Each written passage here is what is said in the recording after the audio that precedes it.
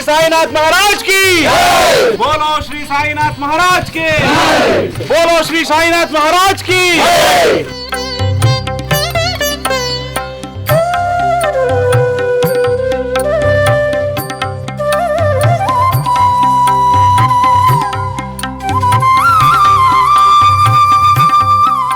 बोलो श्री साईनाथ महाराज की, बोलो श्री साईनाथ महाराज के, बोलो श्री साईनाथ महाराज की।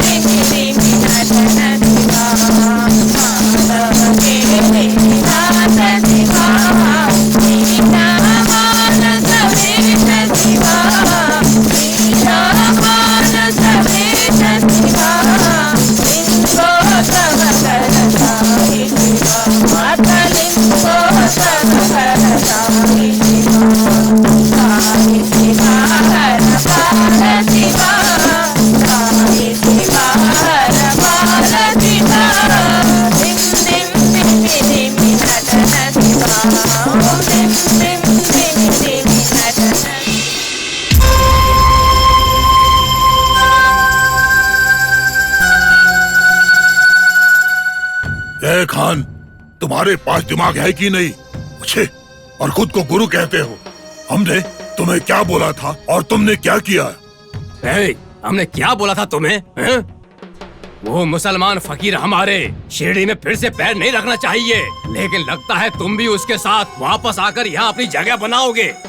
देखिए सरपंच जी, मैं क्या कर सकता हूँ? गांव के सारे लोग बाबा को भगवान की तरह मानने के लिए पागल हैं। अगर बाबा वापस शिरडी में नहीं आते तो गांव के सारे लोग वहीं पर जीवन भर बैठने के लिए तैयार हो गए थे। खान, मर जाते तो मर जाते। अरे जो इस गांव को छोड़कर गया था शिरडी में, तुम उसे वापस ले आए। अरे तुम उसे शिरडी का भगवान बनाना चाहते हो क्या? आप जो भी समझिए वैद्य जी, इस मामले में मैं कुछ नहीं कर सकता। जवाहर अली खान, झूठ मत बोलो। तुम्हारा सारा खेल हमें पता चल गया है। तुम्हारे लिए मस्जिद बनाएंगे ऐसा बोलते ही तुम्हारा मन असहायक और चंचल हो गया है क्या? सही है, लेकिन मुझे भी तो जीना है भाई। अब मैं क्या करूं बताइए? बाबा के पास मुझसे 10 गुना ज्यादा भक्त लोग हैं। अगर मैं यहाँ पर नहीं आता तो भीख मांगकर खाना पड़ता मुझे। देखिए, मैंने ऐसा किया, इस पर गुस्सा मत होइए। बाबा वापस शिरडी आ गए तो इससे क्या हुआ? मैं कुछ ऐसा करूंगा कि शिरडी के लोग ही उनको यहाँ से भगा देंगे। खान, क्या बात कर रहे हो तुम? जो लोग उस बाबा को शिरडी में लेकर आए हैं, वही लोग उसे धक्के मारकर शिरडी से बाहर निकाल देंगे। क्या बात कर रहे हो तुम? देखिए, इसके लिए मेरे पास एक योजना है। वो क्या योजना है, बताओ जल्दी हमें। लोगों को बुलाने का एक आयोजन करेंगे और उनके साथ चर्चा करेंगे। विषय होगा कि बाबा कुछ नहीं जानते। फिर लोगों के सामने ही बाबा को हम बुद्धू साबित कर देंगे। बाबा को बुद्धिमान, ज्ञानी और गुरु समझने वाले भक्त लोगों को अगर ये बात पता चली तो हमें उन्हें बाहर भगाने की जरूरत नहीं पड़ेगी, वो खुद ही चले जाएंगे। उसके बाद आप लोग एक गांव एक गुरु ये बात सब लोगों को बता देंगे। लेकिन लोग ऐसी चर्चा में आने के लिए मान जाएंगे क्या? लोगों की भावनाओं के साथ खेल लीजिए। मूर्ख लोग हैं, आपकी बात मान जाएंगे। सरपंच जी, ये खान बिल्कुल सही बोल रहा है। हमें इस बात को जल्द से जल्द लागू करना चाहिए। आज ही मैं उस बाबा से बात करूंगा। बस कैसे भी वो बाबा हमारे शिरडी गांव को छोड़कर चला जाए। वो जरूर चला जाएगा। मैंने जो योजना बनाई है बहुत ही जबरदस्त है। इस बार बाबा शिरडी छोड़कर गया तो जब तक जिंदा रहेगा तब तक शिरडी की तरफ पैर रखकर भी नहीं सोएगा।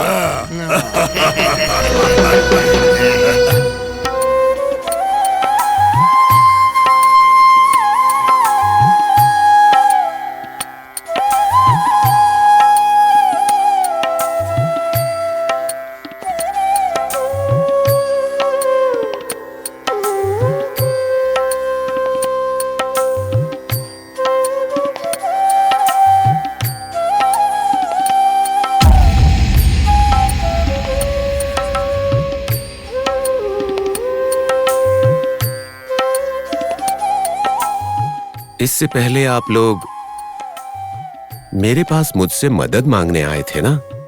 हाँ बाबा, इस बार भी हम लोग आपकी मदद लेने आए हैं।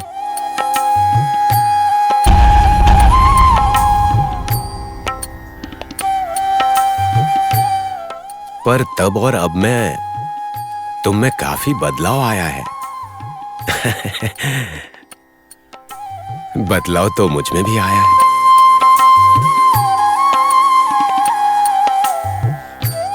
पिछली बार जब आए थे तो जो तुम्हें चाहिए था मैं दे सकता था, लेकिन अब अगर मैं कुछ देना भी चाहूं तो गुरु की आज्ञा लेनी पड़ेगी। बाबा, पैसों की मदद मांगने के लिए हम लोग नहीं आए हैं, बल्कि मेरी बेटी की शादी तय हो गई है। आपके सामने ही मेरी बेटी की शादी हो, आपकी अनुमति लेने के लिए हम आए हैं।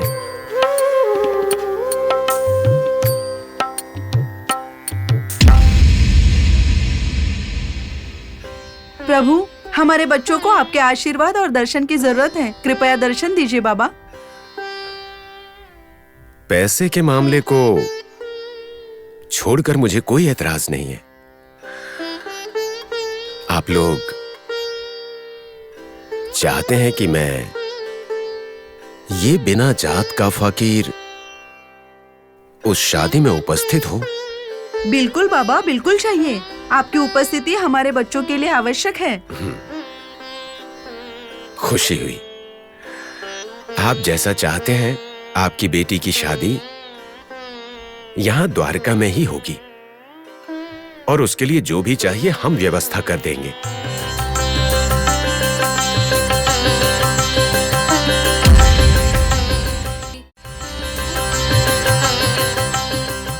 गुरु की आज्ञा लेकर उनका भी आशीर्वाद आपके बच्चों को अवश्य मिलेगा।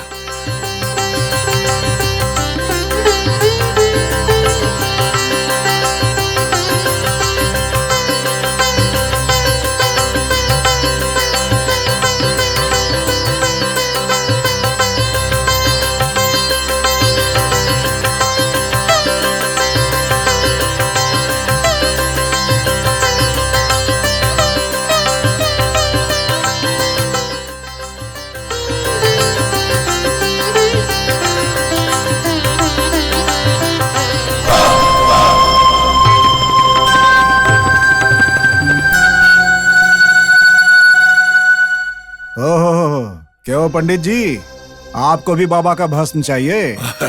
मालसापति जी, हमें भी भस्म चाहिए। हम भी साईं बाबा के भक्त बन गए हैं।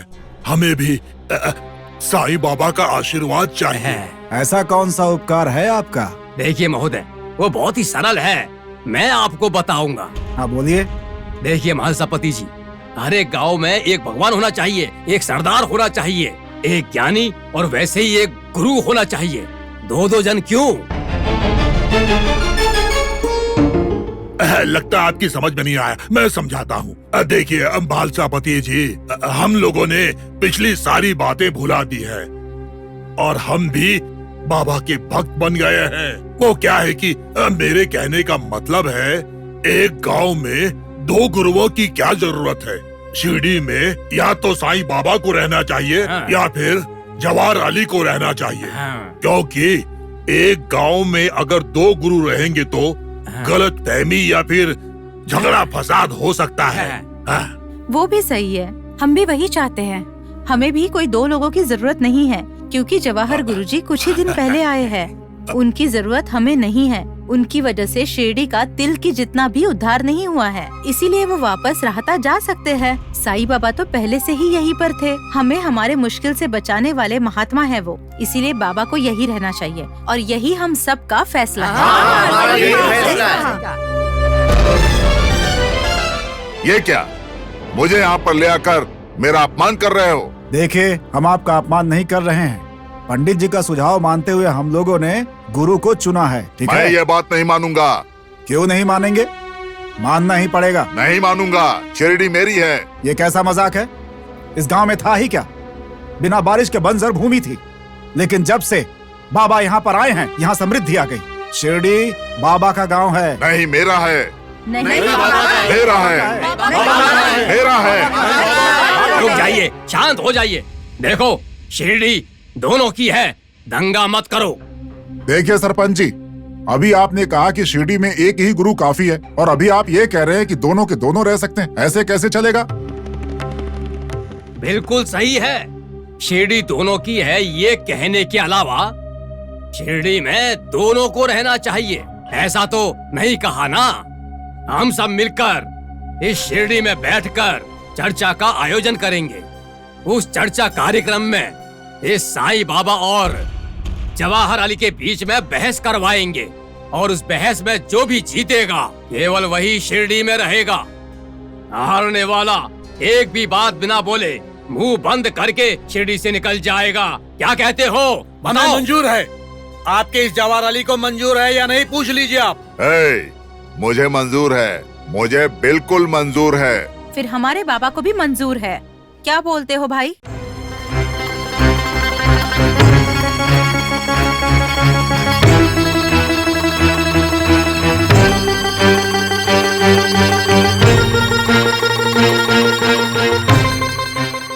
देखो, गुरुजी के साथ संघर्ष करना या बहस करना अच्छी बात नहीं है। वो सच्चे गुरु के साथ हैं। आप मान लीजिए बाबा, हम सब के लिए आपसे विनती है, मान लीजिए बाबा। हाँ बाबा, मान जाइए ना। हाँ बाबा, मान जाइए।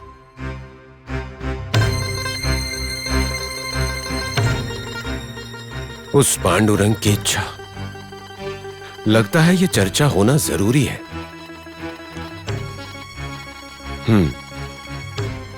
मैं इस चर्चा के लिए पूरी तरह सहमत हूँ। साईं बाबा की, साईं बाबा की, साईं बाबा की। चुप हो जाइए। देखिए, इस महीने में पूर्णिमा का दिन सबसे अच्छा दिन है। उसी दिन इन दोनों की चर्चा होगी। क्या कहते हो? बोलो बोलो। हमें कोई आपत्ति नहीं है, हम इससे खुश हैं। तो फिर ठीक है, चर्चा के लिए सारी तैयारी की जाए। आखिर हमारी शिरडी के लिए एक अच्छा गुरु मिलेगा और हमारे शिरडी गांव का उद्धार होगा। देखिए बाबा, इस महीने की पूर्णिमा के दिन भूलिएगा मत। आप सब भी चलिए वैद्य जी।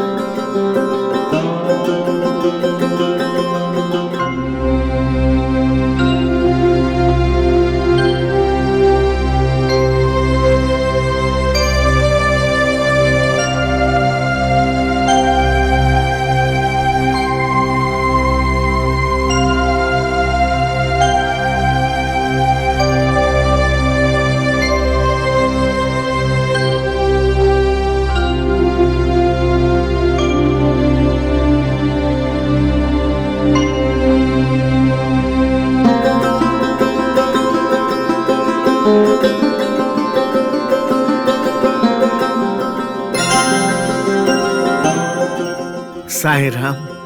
गंगा, ओ गंगा। हाँ। गंगा मैं चलता हूँ। ये क्या है? कच्ची मिट्टी के मटके बेचने चले हो क्या? इसे कौन खरीदेगा? अरे पगली, ये मटके बेचने के लिए नहीं है। फिर किस लिए है? बाबा ने कहा था कि उन्हें कच्चे मटके चाहिए, इसीलिए देने जा रहा हूँ। क्या? हाँ। बाबा के लिए मटके लेके जा रहे हो? कोई जरूरत नहीं है। उस बाबा के लिए मैं कुछ भी नहीं देना चाहती हूँ। इसे चुपचाप वहाँ रख दीजिए। ये बाबा के लिए बनाया है मैंने। ज़बान संभाल के बात करना, समझी क्या? मैं रोकूंगी आपको। मुझे दीजिए। छोड़ इसको। दीजिए मुझे।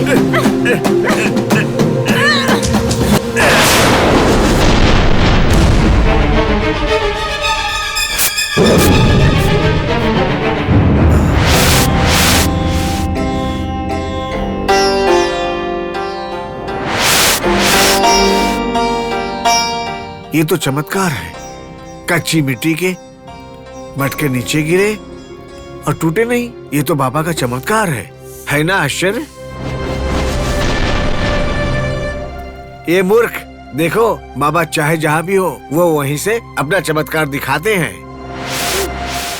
अब तो बाबा को मान लो, तुम्हारा पागलपन दूर हो जाएगा। मैं पागल नहीं हूँ। संयोग से मटका नहीं टूटा होगा बस। तो क्या बाबा का चमत्कार हो गया क्या? मैं मूर्ख नहीं हूँ। ए, तुम क्या समझोगी चंदन की खुशबू? बाबा ही भगवान है। तुम्हारी किस्मत ही खराब है। वही भला करेंगे। साईं राम। जाओ जाओ। तुम्हें तो बीवी और घर से बढ़कर हो गया वो बाबा। पापी पति।